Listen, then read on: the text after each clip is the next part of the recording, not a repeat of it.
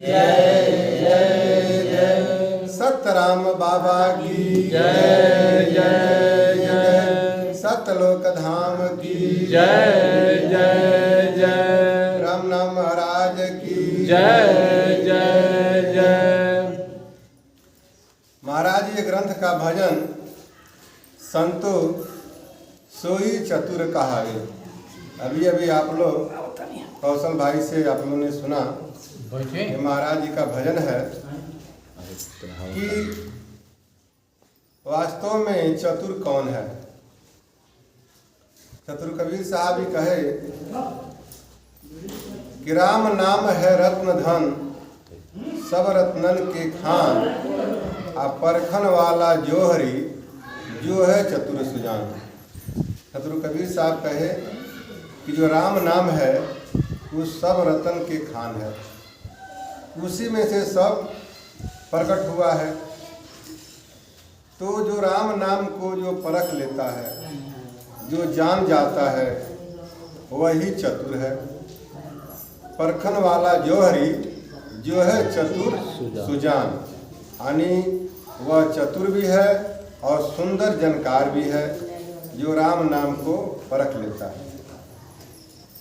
बाकी राम नाम सतगुरु कहे हैं और पारखी गुरु हमारे सतराम बाबा इसको बता रहे हैं। और सब समझाने के बाद भी जो नहीं समझता है उसको मूर्ख कहा गया है। सतगुरु कबीर साहब कहे कि मूर्खन को समझावत गाठिन ज्ञान हराए आ कोयला उजला ना होए सौमन साबुन लगाए। यानी समझाने के बावजूद भी जो राम नाम नहीं समझता है वह मूर्ख है। आज जो समझ लिया कि राम नाम किसका है, माया ब्रह्म जीव भव सागर राम नाम नहीं भाई, माया सरगुन नाम जो सुमरे तासु मुक्ति नाम। यानी ये मनुष्य शरीर में जो जीव आया हुआ है, इस शरीर पाने का उद्देश्य है कि मुक्ति, जन्म मरण से सदा के लिए जीव मुक्त हो जाए। लेकिन यह मुक्ति राम नाम से ही संभव है। और राम नाम को जो परख लेता है, जो जान जाता है कि किसका नाम है, उसको जान करके फिर वो राम नाम का जो सिमरन भजन करता है, वह जो है चतुर है। मूर्ख इसलिए कहा गया कि यह मानव तन पा करके जो रामायण में बताया गया है कि बड़े भाग्य मानुष तन पावा सुर दुर्लभ सदग्रंथन गावा, साधन धाम मोक्ष के द्वारा पावे जो न परलोक संवारा। यह साधन के धाम यानी घर है और मुक्ति का दरवाजा है इसमें, और यह बहुत दुर्लभ है। यानी शरीर के लिए देवता लोग तरसते हैं। यह शरीर का जो कीमत है, इसमें एक श्वास का कीमत 3 लोक से ज़्यादा बताया गया है। और इस इतना कीमती यह मनुष्य शरीर पा करके भी और इतना समझाने के बावजूद भी अगर वह राम नाम को नहीं समझता है, मुक्ति का मार्ग को नहीं प्रशस्त करता है, उसको मूर्ख कहा गया है। और जो जान ले वह चतुर है। तो जो चतुर है उसका क्या काम है, कैसे चतुर रहता है, कैसे चतुर व्यक्ति को इस संसार में रहना चाहिए, तो उसी को हमारे सतराम बाबा की इस भजन में बताते हैं कि इंद्रियन को काबू में रखता मन इच्छा बस लावे, दुख में सुख में घर या बाहर सुमिरन खूब बनावे संतो सोई चतुर कहावे। यानी जो यह शरीर है, यह शरीर जो आपको मिला हुआ है मनुष्य शरीर, इसमें 10 गो इंद्रिय है, 5 गो काम इंद्रिय और 5 गो ज्ञान इंद्रिय। तो जो इंद्रिय है उसका काम है विषय में जाना, वह विषय की तरफ खींचता है।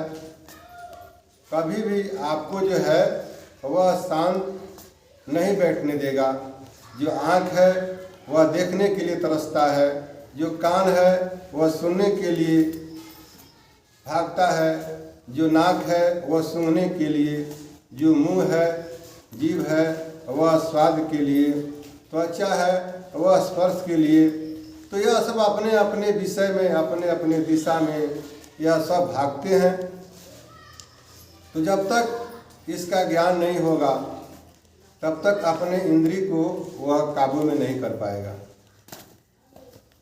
जब इंद्रिय को कंट्रोल करेगा तभी वह शांति से रह सकता है, कुछ विचार कर सकता है।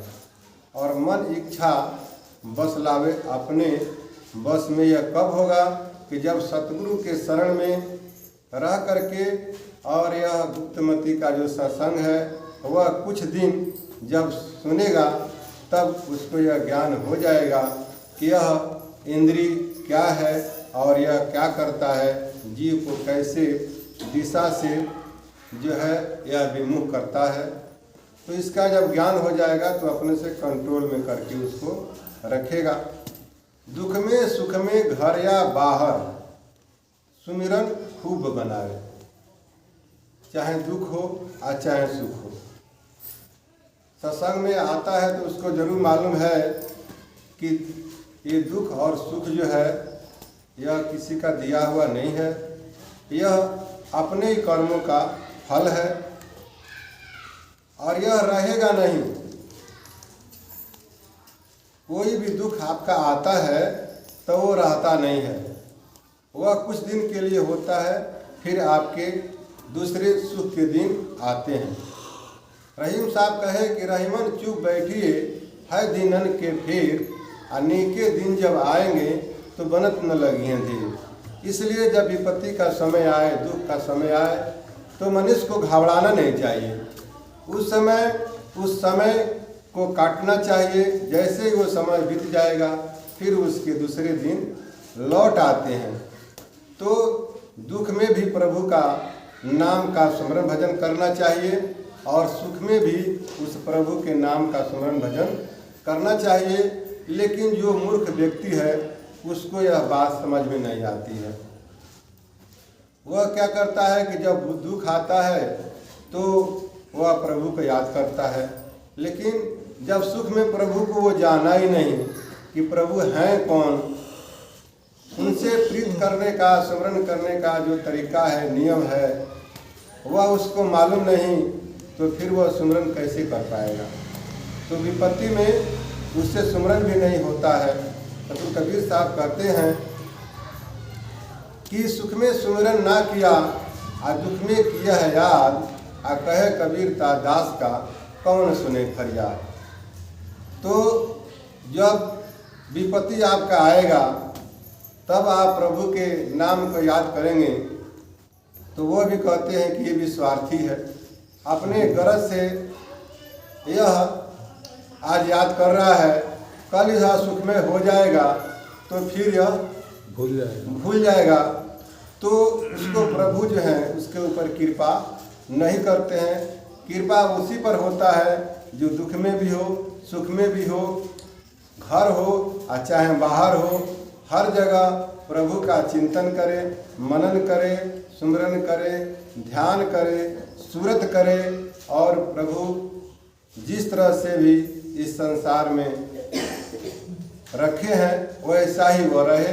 कोई दुख आवे, कोई दुख दे, तभी किसी को ये न समझे कि वह हमको दुख दिया, कोई सुख भी आवे तो भी नहीं, यह समझे कि यह सब हमारे कर्मों का फल है। तो जो चतुर व्यक्ति है वह जो है दुख में सुख में घर या बाहर हर जगह प्रभु का सुमरन भजन वह करता है। विषय विकारे राग द्वेष तजी, प्रभु से प्रेम बढ़ावे।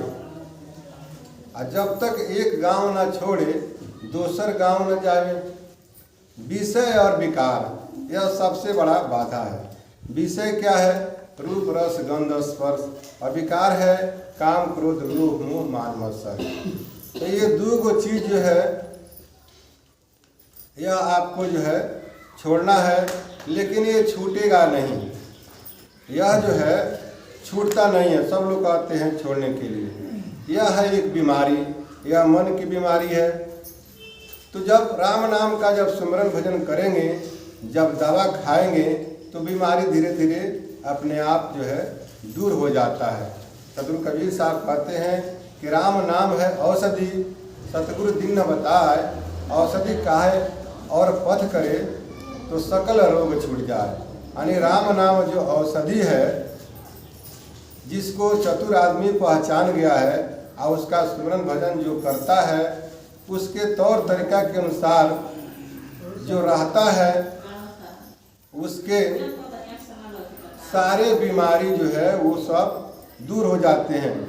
चाहे वो आदि हो और चाहे व्याधि हो, चाहे तन की बीमारी हो और चाहे मन की बीमारी हो, तो ये सब दूर हो जाता है। लेकिन जब सुमिरन भजन वो करेगा तभी जाकर के यह संभव होता है। कहा गया है कि एक गांव छोड़े नहीं, दूसरे गांव नहीं जाए। यानी जो आपके आदत जो पुराना लगा हुआ है, मैं और मोर तोर जो है, और खाने पीने की भी जो है, देखने का है, माने पहले से जो आप पकड़ करके बैठे हैं, इसको जब तक नहीं छोड़ करके आप सत्संग में नहीं जाएंगे, आप सिमरन भजन नहीं करेंगे, यानी जो पहले के आदत है, रीत है, रिवाज है, जो आपके व्यवहार है, उसको थोड़ा छोड़ करके तब सत्संग में आना पड़ेगा। और जो यह राम नाम का जो सिमरन भजन करने का जो तरीका है, जो नियम है, इसको अपनाना पड़ेगा, तब जाकर के आपको जो है यह चीज़ मिलेगा। अब कोई वस्तु आपको दूसरे गांव में कोई बांट रहा है, आप उस ये गांव को जब तक छोड़ेंगे नहीं, तब तक उस गांव में जाएंगे नहीं, तो जाएंगे तब ना वो चीज़ मिलेगा। अगर इस गांव में आप रहें, सोचे कि ये भी गांव ना छोड़ें और उधर भी पहुंच जाए, तो यह संभव नहीं है। तो जो आपकी पुराण आते हैं, उस पर विचार करके उसको छोड़ करके और राम नाम का आदत लगाना चाहिए। 21,600 राम नाम का सिमरन भजन कुछ दिन किया जाता है, तो यह नेम है। आज जब नेम करते हैं तो राम नाम के माध्यम से आपको उस राम नाम का भेद मालूम पड़ जाता है, उसका रहस्य आपको मालूम पड़ जाता है। इसलिए कि जनाने वाला तो राम नाम ही है। वास्तव में आपको जानकारी राम नाम से होती है। सत्संग में तो आपको नॉलेज ज्ञान दिया जाता है कि आपको इस तरीका से, इस नियम से, इस विधि से आपको रहना है, ऐसे सुमरन भजन आपको करना है। तो यह तो नॉलेज है, जानकारी है। लेकिन वास्तव में जब उस चीज़ को आप अपनाएंगे, राम नाम का सुमरन भजन करेंगे, जब राम नाम की जो साधन है उसको करेंगे, तब राम नाम के माध्यम से ही आप वास्तव में आपको जो जानकारी होगा वह पक्का जानकारी होगा। आपको जो संशय है वह राम नाम से ही दूर होगा। कितना भी ज्ञान सुन लिए, उससे आपको दूर नहीं होने वाला है। सतगुरु महाराज कहते हैं कि 4 बात कल्याण की पूछे, पानी संयम लावे, अल्पहार आलस स्वरूप, निंद्रा सुमिरन खूब बनावे। तो कह रहे हैं कि 4 गो बात जो है आपके कल्याण के लायक है। 4 गो बात पर आप हमेशा ध्यान देंगे, उस पर आप चलेंगे, तब आपको जो है यह सब कुछ फायदा करेगा। यानी राम नाम की जो रहनी है उस पर आप चलेंगे, तभी आपको जो है यह सब कुछ प्राप्त होगा। तो 4 बात कल्याण की बूझो, वाणी संयम लावे। सबसे पहले तो आपकी जो वाणी है, इस पर आपको कंट्रोल करना है कि हमको कैसे बोलना है। वाणी तो अनमोल है, जो कोई बोलन जान है, आइए तराजू तौल के तब मुख बाहर आन। यानी पहले विचार करना चाहिए कि जो मैं बोल रहा हूँ वो क्या बोल रहा हूँ, विचार करके बोलना चाहिए। इसलिए कि संतों ने कहा है कि सब जग ईश्वर रूप है, भला बुरा नहीं कोई। तो सब जग ईश्वर रूप है। वास्तव में ईश्वर का ही सब लोग रूप हैं। रामायण में भी कहा गया है कि सीता राम मैं सब जग जानी, आ करो प्रणाम जोरजू पानी। तो आप अध्यात्म में सत्संग में जब आए हैं और राम नाम का आपको जब ज्ञान हो गया है और राम नाम की स्मरण भजन आप करते हैं, तो आपको सोच समझ करके बोलना चाहिए कि यह दुनिया, यह संसार क्या है। कोई सामने से आपको कष्ट देता है तो आप उसको दुष्ट समझते हैं, यह नहीं समझते हैं कि हमारे पूर्व जन्म के कर्मों के अनुसार ही ईश्वर हमको जो है उसको माध्यम बना करके, निमित्त बना करके, और वह जो है हमको वह चाहे दुख का फल हो और चाहे सुख का फल हो वह देता है। ये कब समझ में आएगा? जब कुछ दिन सुमरन भजन जब आप करेंगे तभी इस पर आपको विश्वास होगा। अन्यथा सुमरन भजन करने के ना करने के अभाव में यह सब होता है, यह सब होता है। आप सुमरन भजन जब करेंगे तो आपको खुद जो है इस पर आपका विचार होगा। तो वाणी अनमोल है, वाणी से ही लोग किसी की पूजा की जाती है, माला पहराया जाता है, कहाँ उठाए, कहाँ बैठाए, क्या खिलाए, कितना स्वागत किया जाता है। और कोई ऐसा ही वाणी बोलता है कि उसको मार करके उसको भगाया जाता है। तो ऐसे ही बात है कि बातें से लात खात और बातें से भात खात। संतों ने कहा कि बातें में सारा कर्मात है, वाणी से ही इस सब की पहचान होती है कि वो कितना समझदार है, कितना चतुर है, कितना विद्वान है, कितना वह व्यक्ति अच्छा है। अगर उसकी वाणी अगर जैसी है वैसे ही वो समझ में आता है। ऐसे संतों ने कहा कि वाणी से पहचानिए चोर साध की घात, अंदर की करनी ज्यों निकसे मुँह की बात। यानी जैसी वो वाणी बोलता है वैसे ही जो है उसकी पहचान हो जाती है कि यह व्यक्ति सज्जन है, आखिर दुष्ट है कि कैसा है। तो वाणी पर सबसे पहले तो ध्यान होना चाहिए कि हमको कैसा बोलना चाहिए। तो वाणी और अल्प आहार, अल्प आहार यानी खाना आपको खाना ही है, लेकिन एक गरिष्ठ भोजन होता है और एक जो है वह जो है सुपाच्य होता है। तो सुपाच्य खाना आप लोग खाइए और खाना से थोड़ा सा ही एक और कम खाएंगे तो यह शरीर जो है फुर्ती रहेगा, शरीर में आलस नहीं रहेगा। तो आप समय से उठ करके उस राम नाम का सुमरन भजन आप कर सकते हैं। अन्यथा आप खाना जो है अगर ठैस के खा लेते हैं तब तो नींद, आलस और जम्हाई ये सब काल के भाई, ये सब आपके ऊपर चढ़ जाएगा, फिर आपको सुमरन भजन करने नहीं देता है। तो और अल्पाहार, आलस और निंद्रा। अल्प आहार तो आपको मालूम हो गया, और निद्रा, सोने का भी एक समय होना चाहिए कि आप सुबह शाम को अगर 9 बजे आप सो जाते हैं तो 6 घंटा में आपका नींद पूरा हो जाएगा। तो नींद जब आपका पूरा हो जाएगा तो 3 बजे आपका नींद टूट जाएगा। उस समय आप उठ करके 3 बजे से 4 बजे तक वह उस समय आपको साधन करना है। 3 बजे से 4 बजे तक जो साधन करना है वह साधन आप कर पाएंगे। यानी 21,600 जो राम नाम आप जपते हैं वह एक नेम है आपको आगे बढ़ने का।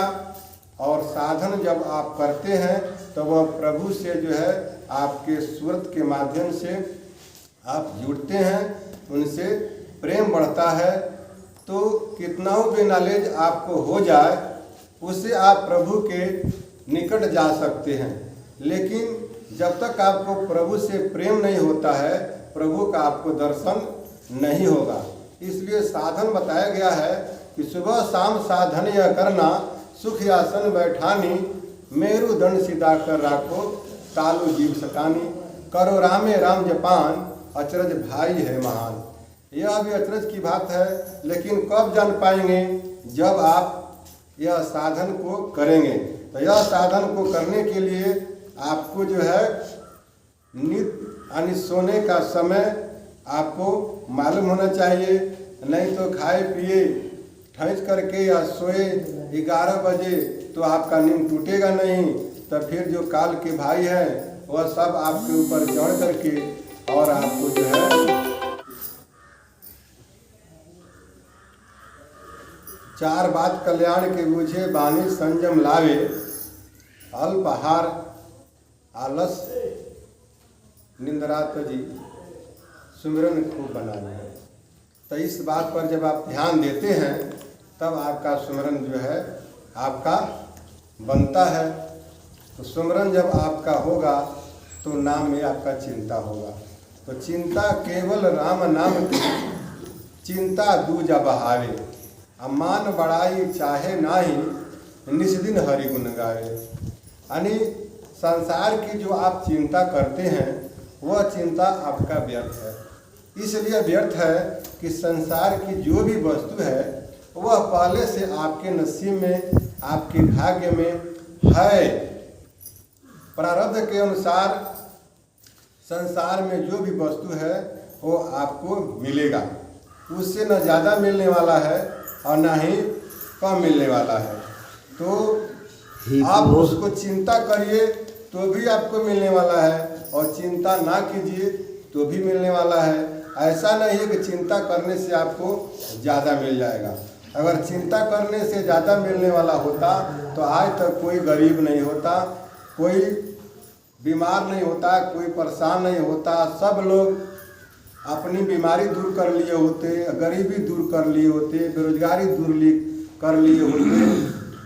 आज ये सब समस्या नहीं होता। संतों ने कहा है कि चिंता चित विसारियों तेरा किया न होय, चिंता चित विसारियों तेरा किया न होय, आ पानी में से घी निकसे तो रूखा खाए न कोई। अगर पानी में से चिंता कैला से अगर घी निकलता तो आज तक कोई रूखा सूखा नहीं खाता, सब लोग घीवे से खाता, यानी सब लोग खुशी होता। लेकिन चिंता करने से नहीं होता है। लेकिन कहा गया है कि चिंता केवल नामे करता और दूजा चिंता बहावे। यानी राम नाम की अगर चिंता आप करते हैं तो जो वस्तु संसार में आपके भाग्य में नहीं है, प्रारब्ध में नहीं है, और वो भी आपकी अगर चाहना है, इच्छा है, वह भी आपको जो है राम नाम से मिलता है, प्राप्त होता है। तो चिंता तो हरिनाम की दूजा न चितवे दास, और दूजा चिंता जो करे तो परे काल के फांस। यानी इसका रिजल्ट क्या होता है? अगर आप संसार की चिंता करते हैं तो काल के फांस में आप जाते हैं, और राम नाम की चिंता करते हैं तो राम नाम में आपका सुरत रहेगा और आप मुक्त हो जाते हैं। संतों ने कहा कि जाकी सुरत लगी है जावा, कहे कबीर सो पहुँचे तावा। तो संसार में आपकी चिंता है तो सूरत भी आपके संसार में है, तो मर के कहाँ जाएंगे? संसार में। और संसार में जाएंगे तो आपने जितना कर्म किया है बचपन से लेकर के और मरने वक्त तक, जितना पाप किए, डकैती किए, चोरी किए, बेईमानी किए, सबका हिसाब आपको भरना है। और एक ही उपाय है कि जब तक यह जीव उस पार ब्रह्म परमेश्वर सतराम जी के शरण में, जो राष्ट्रपति के समान है, उनके शरण में जीव जब चला जाता है तब वह जो है उसको माफ़ कर देते हैं। कोट विप्र बदलागे जाई, आयो शरण तजियो नहीं ताई। कितना ही बड़ा अगर अपराधी है उसकी वहाँ क्षमा हो जाता है। हम लोगों को क्षमा इतना महाराज जी कहते भी हैं कि एक लोहा पूजा में रहता एक रहता है बदिगरो और कंचन हो तो छोट पारस जन जगदीश से समझ लो। यानी एक पूजा में रहता है यानी वो पुण्य आत्मा है, व्यक्ति सज्जन है, और एक है जो बधिक यानी कसाई घर जो चाकू रहता है जिससे वो हत्या करता है, मांस मछली काटता है। वो दोनों ही चाकू को अगर ले जा करके अगर पारस रूपी पत्थर में छुआया जाए तो वह भेद नहीं करता है। अगर छुआ जाएगा, टच हो जाएगा तो दोनों को ही वो सोना बना देगा। वैसे ही चाहे कोई पुण्य आत्मा हो, चाहे कोई दुष्ट आत्मा हो, पापी आत्मा हो, वह व्यक्ति अगर राम नाम में सूरत ख्याल करता है तो सबका जो प्रारब्ध है वह सब दूर हो जाता है और वह जीव सदा के लिए मुक्त हो जाता है। तो जो चतुर लोग हैं इस बात को जो समझते हैं वह राम नाम का सुमरन भजन करते हैं। मान बड़ाई चाहत नाही निस्दिन हरि गुण गाई। मान बड़ाई में ही जो है बड़े बड़े ऋषि मुनि महर्षि सबका जो है नाश हो जाता है। मान बड़ाई का कभी मुख से करे न बात, आ रिधि सिद्धि नवनिधि को संतन मारी लात। यानी रिधि सिद्धि जब आपको प्राप्त होगा, जब तब योग्य करेंगे तो आपको रिधि सिद्धि प्राप्त होगा और फिर आपको जो है मान बड़ाई होने लगेगा। तब जानिए जी आपको काल जो है आपको फांस लिया है। इसलिए संतों ने यह माया का जो फांस है इसको समझ करके इसके फेर में वो नहीं पड़ते हैं। संतों ने इसके फेर में नहीं पड़ते हैं। कहते हैं कि लगता ही सबसे भली, लगता से सब भोग, आ जैसे दुजिया के चंद्रमा शीश नवे सबको। यानी आप छोटे बन के रहेंगे तो सबको आपके ऊपर दया दृष्टि बनी रहेगी। अगर आप बड़ा महान बनना चाहते हैं, अभिमानी बनना चाहते हैं तो फिर आपको रावण जैसे आपका सिर कलम हो जाता है। तो जैसे चंद्रमा है जब बड़ा उग जाता है तो कोई उसको प्रणाम नहीं करता है, कोई उसका पूजा नहीं करता है, लेकिन दुजिया को जितना ही छोटा रहता है उतना उस पूजनीय होता है। वैसे ही लगता आप में रहना चाहिए। सबसे छोट बन के रहेंगे तो आपका भलाई है।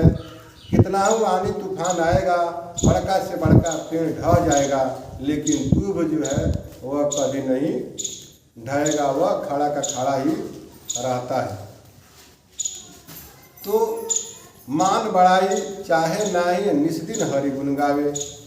दिन रात प्रभु के गुण गाना चाहिए। वास्तव में जब गाने लगेंगे तो मान बड़ाई तो पता नहीं वो कहाँ भाग जाएगा। अगर इतना क्रिया, इतना नियम आप फॉलो करते हैं, इस तौर तरीका से आप सिमरन भजन करते हैं और इस समझ बूझ से अगर आप संसार में रहते हैं तब इससे क्या फायदा होता है। सतगुरु महाराज करते हैं, अच्छा चाह करे जो कोई, जो चाहे सो पाले। यानी आप इस तौर तरीका नियम से रहते हैं, सिमरन भजन आप करते हैं तो आपकी कोई भी अगर सच्चा चाहना होगा वो आपको जरूर मिलेगा। यानी संसार में जो आपके भाग्य में नहीं है वो भी आपको जो है प्राप्त होगा। संतों ने कहा कि भाग है या भागे को अंधे को आँख है। यानी राम नाम का जो सिमरन भजन करता है उसके लिए जो अभागा है उसके भाग भी बन जाता है, उसका जो भाग्य है वो भी बन जाता है। यानी जो भाग्य में नहीं है वो भी उसको जो है प्राप्त होता है। लेकिन किसको प्राप्त होगा?